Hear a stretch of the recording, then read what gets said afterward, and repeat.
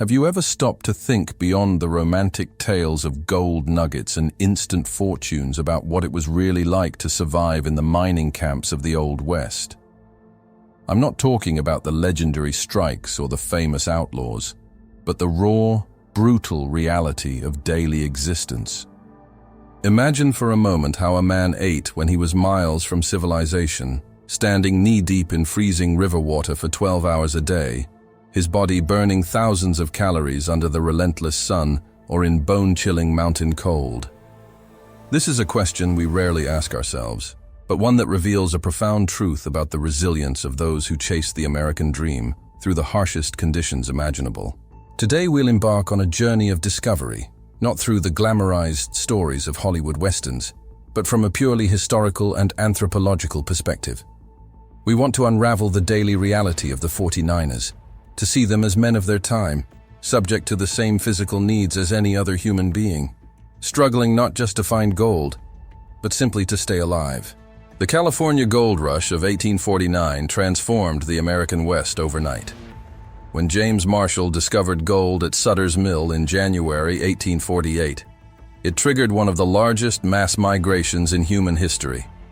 Within months, tens of thousands of prospectors, dreamers, and desperate men flooded into California from every corner of the globe.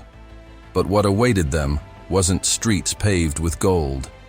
It was a harsh, unforgiving wilderness where the most basic necessities became luxuries, and where a simple meal could cost a fortune or require days of effort to procure.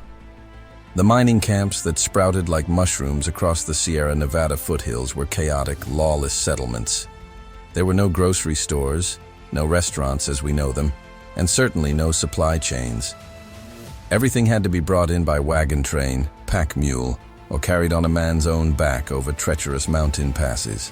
The result was a food economy so distorted that eggs could sell for $1 each, equivalent to nearly $30 today, and a simple loaf of bread might cost what a laborer back east earned in a week.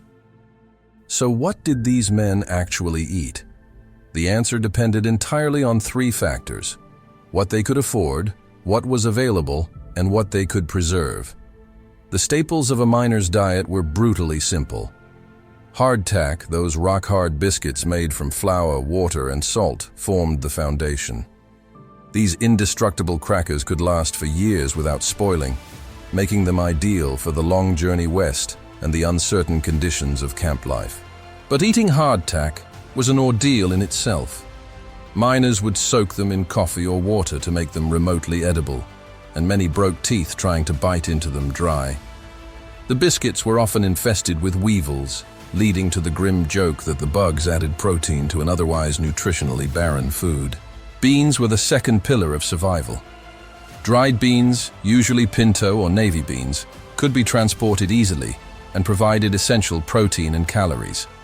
Every mining camp echoed with the sound of beans bubbling in cast-iron pots over open fires. The preparation was simple but time-consuming. Soak overnight, boil for hours, season with whatever was available, usually just salt, and perhaps some bacon fat if a miner was fortunate. The monotony of beans day after day, week after week, drove men to desperation. Some claimed they could tell what day of the week it was by the consistency of their bean pot. Salt pork and bacon were precious commodities. Heavily salted to prevent spoilage, these fatty meats provided crucial calories for men performing back-breaking labor. A miner might consume 4,000 to 6,000 calories per day, far more than a modern office worker, and fat was an efficient way to meet those needs. The salt pork was often so heavily preserved that it required soaking in water to become palatable, and even then it was tough, chewy, and overwhelmingly salty. But it was protein, it was fat, and it kept men alive. Coffee was more than a beverage. It was a lifeline, a ritual, a moment of comfort in an otherwise brutal existence. Miners would brew coffee strong enough to float a horseshoe, drinking it black and scalding hot at dawn before heading to the diggings. The caffeine helped combat the exhaustion of 14-hour workdays, and the warmth provided psychological comfort in the cold mountain mornings. Coffee beans were one of the few luxuries miners would pay almost any price for, and running out of coffee was considered a minor catastrophe. Flour, when available, allowed for the making of sourdough bread or simple pancakes. Sourdough starters became prized possessions, carefully maintained and even given names. The wild yeast cultures that made the bread rise were irreplaceable in the wilderness, and miners would sleep with their starter jars to keep them warm and alive. A man known for good sourdough could find himself with friends and trading partners throughout the camp. Fresh meat was a rare luxury. Successful hunters might bring in deer, elk, or wild turkey, which would be shared or sold at premium prices. More commonly, miners supplemented their diet with small game, rabbits, squirrels, even rats when times were desperate. Fish from the mountain streams provided occasional variety, though the constant mining activity often muddied the waters and drove fish away from the most populated areas. Vegetables and fruits were almost non-existent. Scurvy, caused by vitamin C deficiency, became epidemic in the mining camps. Men's teeth would loosen and fall out, old wounds would reopen, and a general weakness would set in.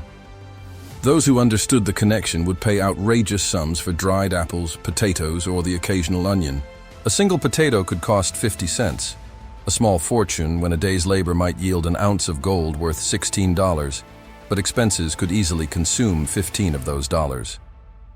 The cooking methods were as primitive as the ingredients. Most miners cooked over open fires using a single cast iron skillet and a pot. The skillet served for frying salt pork, making pancakes, and heating beans. The pot was for coffee and stews. Meals were functional, not enjoyable. A typical breakfast might be hardtack soaked in coffee, fried salt pork, and beans reheated from the night before. Lunch, if taken at all, was cold leftovers eaten at the claim. Dinner was beans, more salt pork, perhaps some sourdough bread if flour was available, and always coffee. The psychological impact of this monotonous, nutritionally deficient diet was profound. Letters and diaries from the period are filled with desperate longings for home-cooked meals, for fresh vegetables, for anything that wasn't beans and hardtack. Men would fantasize about their mother's pies, fresh milk, roasted chicken, the simple pleasures of a varied diet that they'd taken for granted before heading west. Some enterprising individuals saw opportunity in this desperation. The first restaurants and boarding houses that appeared in larger camps like San Francisco and Sacramento charged astronomical prices but offered what seemed like feasts to starving miners. Real bread, fresh eggs, occasionally even beef or pork that hadn't been preserved in salt. A single meal at such an establishment might cost $5, but miners flush with gold dust would pay it gladly for a taste of civilization. The impact of this harsh diet on the miners' health was devastating. Malnutrition weakened immune systems, making men susceptible to cholera, dysentery, and typhoid. The lack of fresh food, combined with poor sanitation and contaminated water, created perfect conditions for disease. More men died from illness and malnutrition during the gold rush than from accidents or violence, though those causes claimed plenty of lives as well. Yet in this brutal struggle for survival, we find something remarkable about human resilience. These men adapted, endured, and even found moments of joy and community around their meager meals. The shared experience of hardship created bonds, and the simple act of sharing a pot of beans became an expression of friendship and solidarity. They learned to make do with almost nothing, to find satisfaction in the smallest improvements to their diet, and to keep pushing forward despite the constant gnawing of hunger and the monotony of their meals. Looking back at how the 49ers ate, we're confronted with the extraordinary capacity for human endurance. These weren't superheroes or mythical figures. They were ordinary men facing extraordinary circumstances, sustained by the simplest, most basic foods imaginable. Their story reminds us that behind every great historical movement, behind every gold rush and frontier expansion, there were real people with real bodies that needed feeding, real hunger that needed satisfying, and real suffering that was endured in pursuit of a dream. In their hardtack and beans, in their precious coffee and salt pork, we find not just a diet, but a testament to the human spirit's ability to survive and persevere against overwhelming odds.